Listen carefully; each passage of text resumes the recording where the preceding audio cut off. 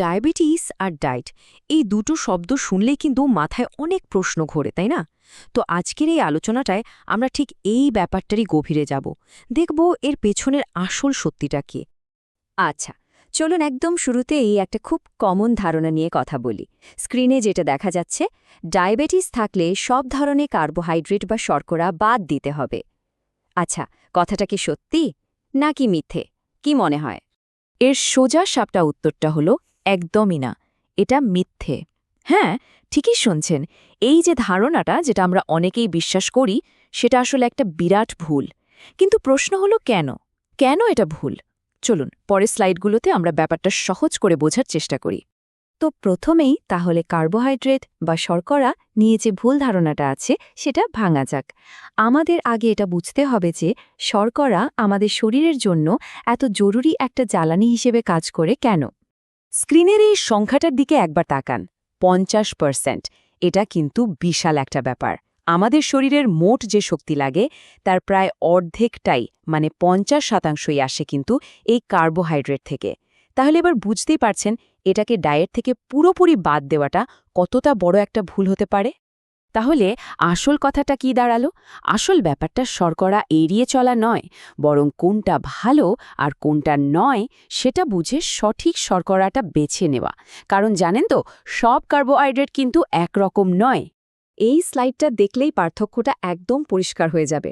দেখুন, একদিকে আছে সিম্পল কার্বোহাইড্রেট। এগুলো কি করে? এগুলো খাওয়ার পরেই রক্তে চিনির পরিমাণ যেন রকেটের গতিতে বাড়িয়ে দেয়।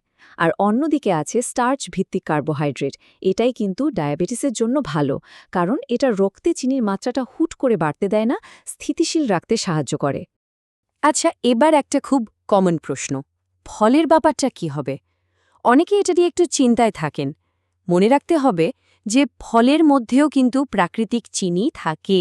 তাই বলে কি ফল খাওয়া একদম বন্ধ? না।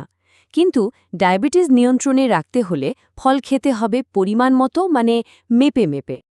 ডায়েটের গল্পটা কিন্তু শুধু কার্বোহাইড্রেটকে নিয়ে নয়, এর সাথে আরও দুটো খুব গুরুত্বপূর্ণ চরিত্র আছে, বলা যায় সাপোর্টিং কাস্ট, প্রোটিন আর ফাইবার।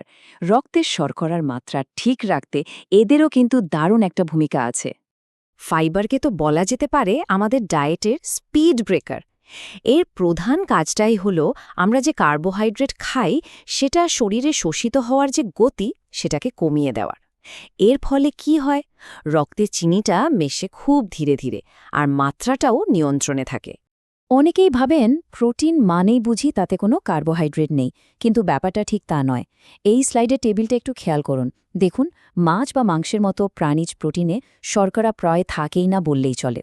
কিন্তু অন্যদিকে ডাল বা ধরুন দুগ্ধজাত খাবার, মানে প্লান্ট বেসড প্রোটিনগুলোতে কিন্তু শর্করাও থাকে। তাই নিজের খাবারের প্লেটটা যখন সাজানো হচ্ছে, তখন এই পার্থক্যটা মাথায় রাখাটা খুব জরুরি। শুধু কি খাচ্ছি কি খাচ্ছি না, ডায়াবেটিস নিয়ন্ত্রণের গল্পটা কিন্তু এখানেই শেষ নয়।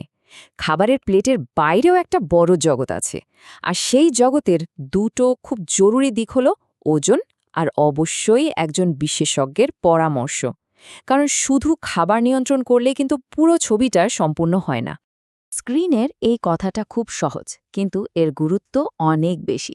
সোজা কথায়, ওজন যত বেশি হবে ডায়াবেটিসের ঝুঁকিও কিন্তু ততটাই বাড়বে।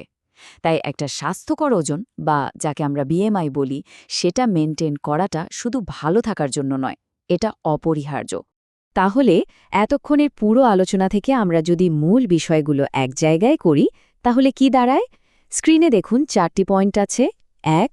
সিম্পল শর্করার বদলে স্টার্চ বেসড শর্করা বেছে নেওয়া। 2. খাবারে যথেষ্ট পরিমাণে ফাইবার রাখা। 3. একটা স্বাস্থ্যকর ওজন বা বিএমআই ধরে রাখার চেষ্টা করা।